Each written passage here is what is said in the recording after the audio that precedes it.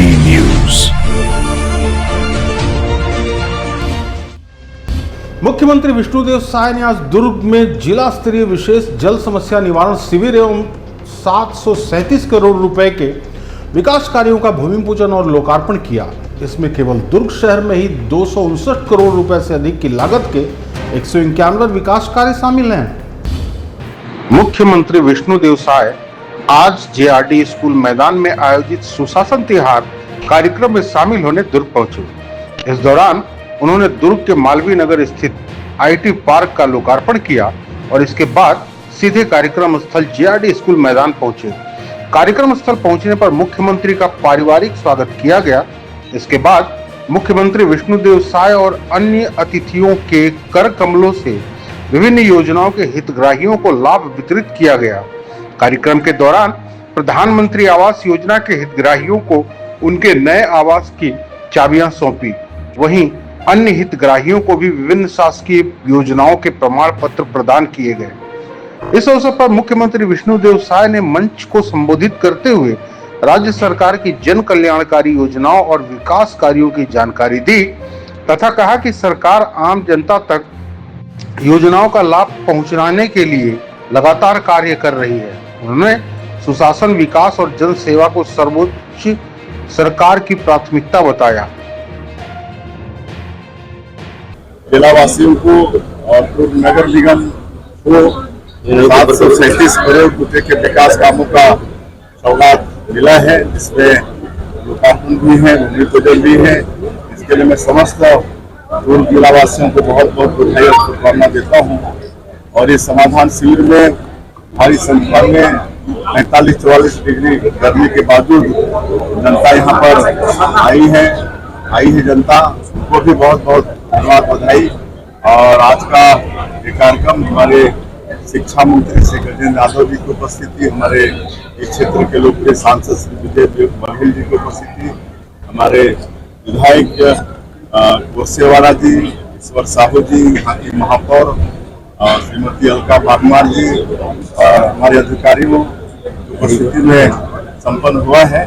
और आज हम बहुत सारे लोगों को यहाँ पर कई चीज का चेक भी प्रदान किए हैं, कुछ बच्चों को सम्मानित भी किए हैं। और ऐसे समाधान शिविर में जनता के कई काम तत्काल हो जाते हैं। और ये समाधान शिविर प्रदेश में 1 मई से शुरू हुआ है, 10 जून तक चलने वाला है, 40 दिन।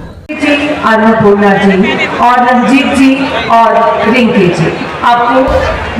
भिलाई के वार्ड क्रमांक 10 में पानी की समस्या को लेकर विवाद इतना बढ़ गया कि मामला मारपीट और पुलिस थाने तक पहुंच गया। कांग्रेस पार्षद चंद्रशेखर गवई के परिवार और एक महिला के बीच हुए इन विवादों में दोनों पक्षों ने एक दूसरे पर आरोप लगाए हैं। भिलाई के वार्ड क्रमांक 10 में पानी की समस्या को लेकर बड़ा विवाद सामने आया है। जानकारी के अनुसार कांग्रेस पार्षद चंद्रशेखर गवई के परिवार और वार्ड की एक महिला के बीच विवाद इतना बढ़ गया कि मारपीट और झूमा झटकी की स्थिति बन गई।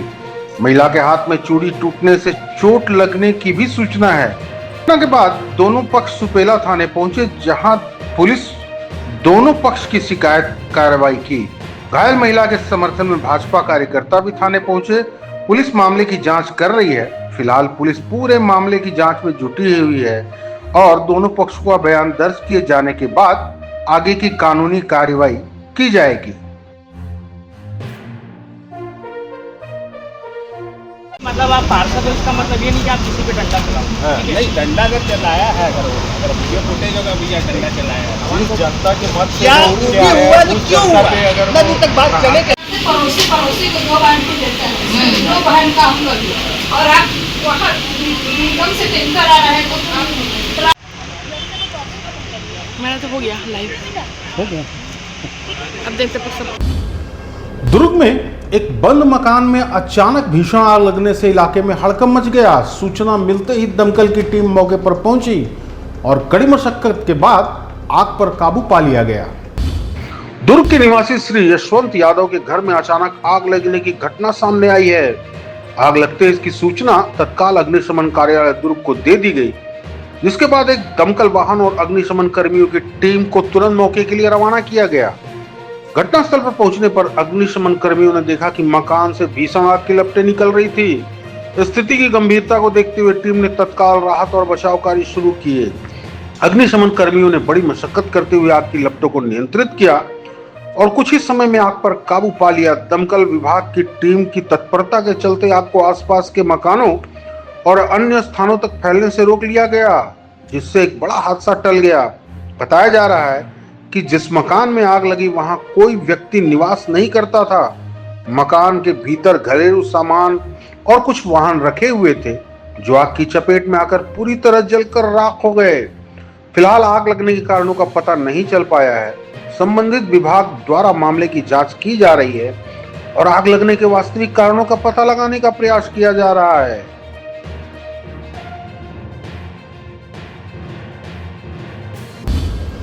दुर्ग पुलिस ने इंटर स्टेट चोर गिरोह के मुख्य आरोपी मोहम्मद नासिर हुसैन उर्फ अनस खान से रिमांड पर पूछताछ कर कई अहम खुलासे किए हैं। आरोपी की निशानदेही पर पुलिस ने रायपुर के मेकाहारा परिसर से चोरी में इस्तेमाल होने वाले औजार और स्कूटी बरामद की है। दुर्ग पुलिस ने इंटर स्टेट चोर गिरोह के मुख्य आरोपी मोहम्मद नासिर हुसैन उर्फ अनस खान को रिमांड पर लेकर पूछताछ की।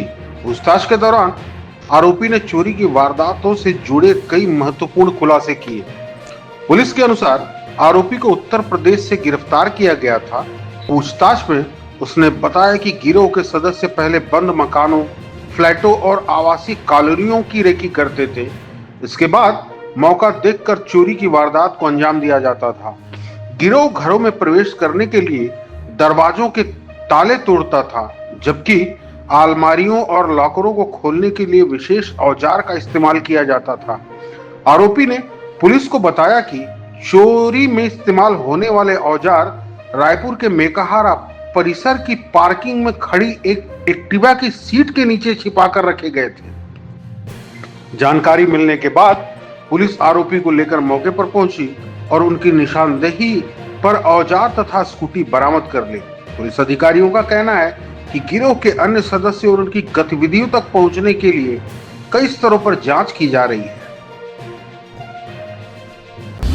दुर्ग जिला अस्पताल में मरचुरी के खराब पड़े फ्रीजर कैबिनेट को लेकर कांग्रेस ने कड़ा विरोध जताया है। कांग्रेस का आरोप है कि पिछले 5 महीनों से एक फ्रीजर कैबिनेट बंद पड़ा है, जिसके कारण शव को खुले में रखना पड़ रहा है। कांग्रेस ने अस्पताल प्रबंधन को 15 दिन का अल्टीमेटम देते हुए व्यवस्था नहीं सुधारने पर उग्र आंदोलन की चेतावनी दी है। दुर्ग जिला अस्पताल की मरचुरी में 2 फ्रीजर कैबिनेट मौजूद है, जिसमें कुल 800 रखने की क्षमता है, लेकिन कांग्रेस नेताओं का कहना है कि पिछले 5 महीनों से एक ही फ्रीजर कैबिनेट खराब पड़ा हुआ है। इसके चलते मरचुरी की क्षमता आधी रह गई है और कई बार शव को फ्रीजर के बाहर रखना पड़ा है। गर्मी के मौसम में इससे दुर्गंध और अन्य परेशानियां भी सामने आ रही हैं। जिला कांग्रेस कमेटी के अध्यक्ष धीरज बाकलीवाल का आरोप है कि 4 महीने पहले भी अस्पताल प्रबंधन को ज्ञापन सौंपा गया था, लेकिन अब तक समस्या का समाधान नहीं किया गया है। इसी मुद्दे को लेकर जिला कांग्रेस अध्यक्ष धीरज बाकलीवाल के नेतृत्व में कांग्रेस प्रतिनिधि मंडल ने सिविल सर्जन डॉक्टर आशीष यन मिंज से मुलाकात कर जल्द नया फ्रीजर कैबिनेट लगाने और व्यवस्था सुधारने की मांग की है। देखिए, मैं आपको बताना चाहता हूँ कि इसके 4 माह पूर्व भी हम लोग माननीय CMHO साहब को एक ज्ञापन दिए थे, जिसमें फ्रीजर को लेके फ्रीजर 4 खराब पड़ा हुआ है, 8 में से 4 खराब है। जो डेड बॉडी आती, शव आते हैं, वो कल की स्थिति ऐसी थी, कल मुझे फ़ोन आया कि शव बाहर ऐसे ही पड़े हुए हैं, कुछ बरामदे में पड़े हैं, तो कुछ 2-2 दिन से पड़े हैं, तो उसमें बास आने लग गई। यहाँ तक परिजन भी अंदर जाके जा नहीं पा रहे थे उनके, और तो वहाँ के कर्मचारियों की स्थिति को आप समझिए। तो उसको लेके कल जिला कांग्रेस कमेटी के द्वारा CS मिंज साहब से हमने मुलाकात की और इस बात को उनसे स्पष्ट रूप से कहा कि ये व्यवस्था अगर 15 दिन के अंदर नहीं सुधरती तो कांग्रेस पार्टी इसको लेके आंदोलन करेगी। जो प्रशासन का रवैया है, इसको किस तरह से देखते हैं? देखिए, बहुत ही उदासीन रवैया है। 4 महीना पहले हम लोगों ने जब इस बात का ज्ञापन दिए तो उनका रवैया वैसे ही था, क्योंकि अस्पताली विषय है, वहाँ हम लोग राजनीति करना नहीं चाहते। लेकिन अगर जनता के साथ किसी भी प्रकार से असुविधा होती, क्योंकि सबसे बड़ा जिला अस्पताल है, पूरे जिले भर के लोग वहाँ आते हैं, और वहाँ पे अगर किसी भी प्रकार की अनियमितता बरती जाती है, लापरवाही बरती जाती है, तो ये किसी भी कीमत में बर्दाश्त नहीं किया जाएगा। लगातार हम लोग देखते हैं वहाँ दवाइयाँ उपलब्ध नहीं है, हम लोग देखते हैं जांच के लिए मरीजों को घूमना पड़ता है, हम लोग देखते हैं लोगों को दूसरे अस्पतालों में रेफर किया जाता है। और ये सबसे बड़ा विषय जो फ्रीजर का है, जो बहुत ही आवश्यक विषय था, उसके भी लेके अस्पताल प्रशासन ने लापरवाही बरती। तो हम लोगों ने इसको लेके कल स्पष्ट रूप से कहा है, अगर 15 दिन तक इसमें सुधार नहीं आता है और फ्रीजर नहीं बनते या नया नहीं खरीदा जाता है, तो हम लोग बड़ा आंदोलन करेंगे।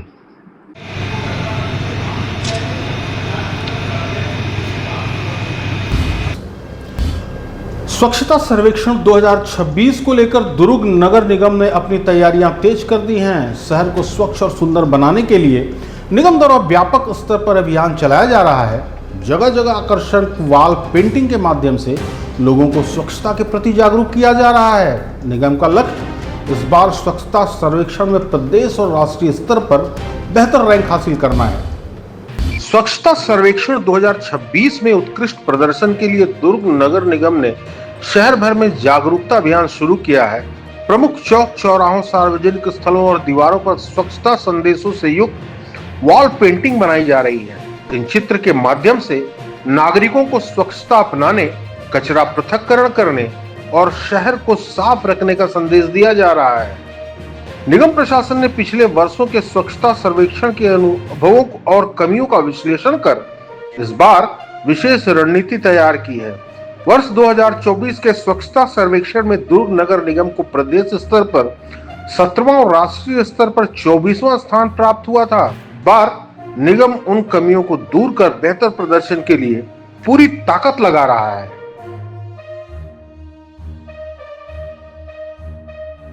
देखिए, हम स्वच्छता सर्वेक्षण को लेकर सबसे पहले तो जो बरसात के पहले सफाई होनी चाहिए वो सफाई हो रही है। बाकी जो अपने शहर को सुंदर बनाना चाहिए, जिसे वॉल पेंटिंग वगैरह है, वो सब चीज़ चालू हो चुका है हमारा। और लोगों से भी हम निवेदन कर रहे हैं और उनको जागरूक भी कर रहे हैं कि सफाई स्वयं करेंगे तब होगा, अकेले किसी संस्था के बस की बात नहीं है। हम स्वयं जागरूक होंगे तो हमारा शहर अपने आप स्वच्छ और सुंदर है। 2024 में दुर्ग नगर निगम 24वें स्थान पर था राष्ट्रीय स्तर पर, और नगर निगम मतलब छत्तीसगढ़ में 17वें स्थान पर था। तो इस बार रैंकिंग सुधारने के लिए किस तरह का प्रयास किया? देखिए, शहर में आपको दिख रहा होगा, इस बार रैंकिंग जरूर सुधरेगा।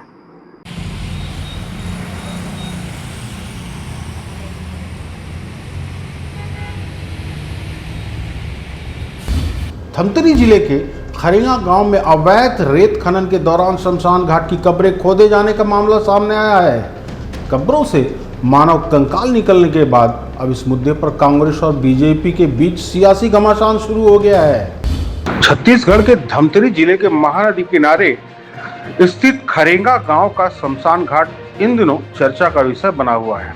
आरोप है कि अवैध रेत खनन के लिए माफियाओं ने शमशान घाट क्षेत्र में 6 से 7 फीट तक गहरी खुदाई कर दी, जिससे कई कब्रें क्षतिग्रस्त हो गई और करीब 10 मानव कंकाल बाहर आ गए। घटना सामने आने के बाद स्थानीय लोगों में नाराजगी देखी जा रही है। वहीं इस मामले में अब राजनीतिक रंग भी ले लिया है। कांग्रेस के पूर्व विधायक विकास उपाध्याय ने प्रदेश में अवैध खनन को लेकर सरकार पर निशाना साधा है। उन्होंने कहा है कि प्रदेश में अवैध खनन इस कदर बेलगाम हो चुका है कि अब कब्र में दफन शव भी सुरक्षित नहीं है। उनका आरोप है कि रेत माफिया को संरक्षण प्राप्त है और प्रशासन कार्रवाई करने में विफल साबित हो रहा है। वहीं कांग्रेस के आरोपों पर पलटवार करते हुए बीजेपी प्रवक्ता अमित चिमनानी ने कहा है कि कांग्रेस नेताओं में मीडिया में बने रहने की होड़ लगी हुई है। उन्होंने कहा कि कांग्रेस केवल सस्ती सुर्खियां बटोरने के लिए इन मुद्दों को राजनीतिक रंग देने की कोशिश कर रही है। फिलहाल शमशान घाट में कब्रों की खुदाई और मानव कंकाल मिलने की घटना को लेकर क्षेत्र में चर्चा का माहौल है। मामले को लेकर प्रशासनिक स्तर पर भी नजर रखी जा रही है, जबकि राजनीतिक बयानबाजी लगातार तेज हो रही है। भारतीय जनता पार्टी की सरकार में उनके नेता के संरक्षण में लगातार रेत अवैध खनन का काम चल रहा है, माइनिंग का अवैध खनन का काम चल रहा है, जिसको रोकने वाला कोई नहीं है। भारतीय जनता पार्टी की सरकार है और अफसरशाही से लेके राजनीतिक दल के लोग भी इसमें भ्रष्टाचार करने में मशगूल हैं। वास्तव में कांग्रेस के सभी नेताओं में मीडिया में बने रहने की होड़ लगी है। इस वजह से वो कुछ सनसनीखेज बयान देना चाहते हैं ताकि वो कुछ समय के लिए हाईलाइट हो सके।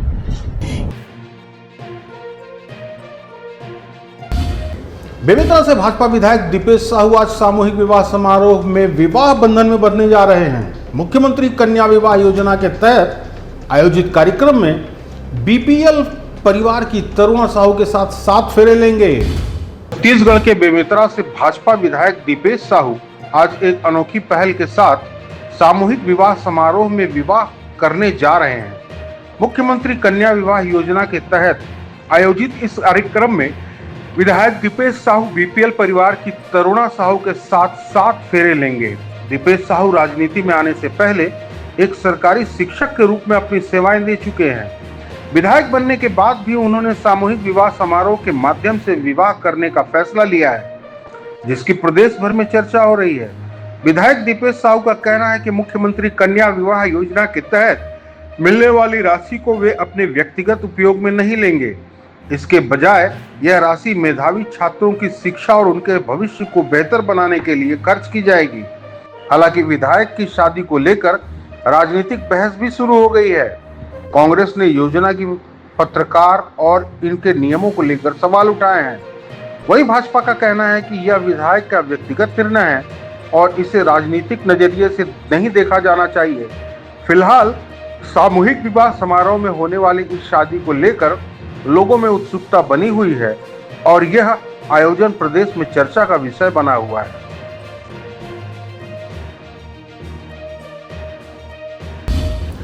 राजधानी रायपुर के इंदिरा गांधी कृषि विश्वविद्यालय परिसर में आयोजित नेशनल मैंगो फेस्टिवल में देश विदेश की 250 से ज्यादा किस्मों के आम लोगों को आकर्षित कर रहे हैं। खास बात यह है कि यहाँ 2 लाख रुपए प्रति किलो तक की कीमत वाला जापानी मियाजाकी आम भी लोगों के आकर्षण का केंद्र बना हुआ है। राजधानी रायपुर का इंदिरा गांधी कृषि विश्वविद्यालय परिसर इन दिनों आमों की खुशबू और रंगों से सरोबार नजर आ रहा है।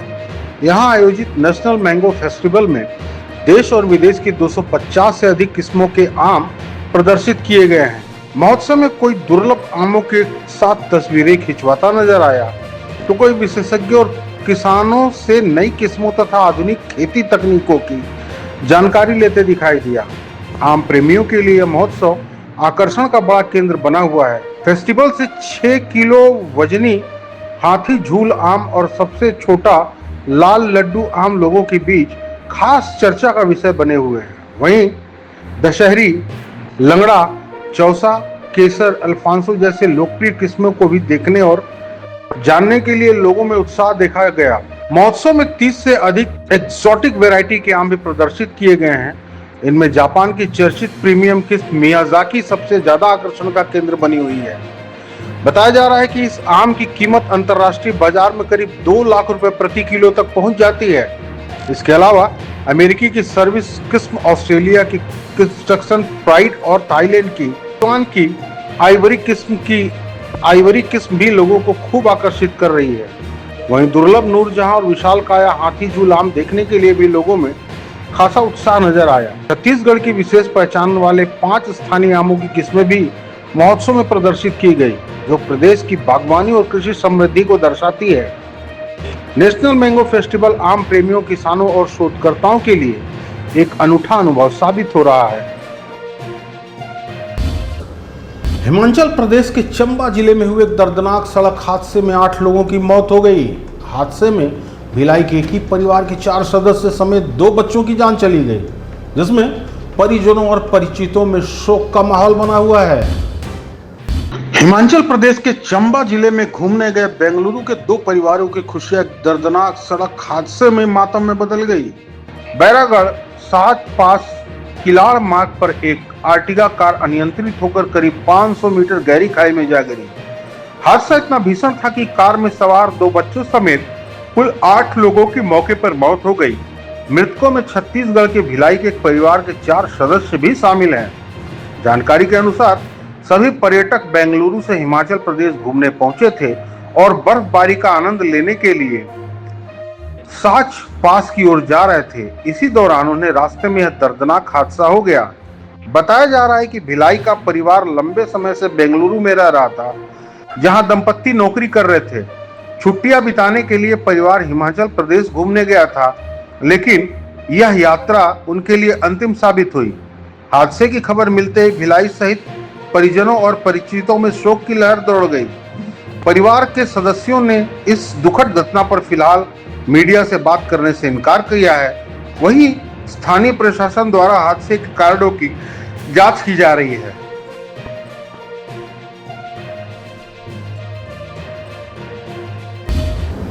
खबरों में बने रहने के लिए देखते रहिए एलपी न्यूज़ और अब मुझे इजाज़त दीजिए। नमस्कार।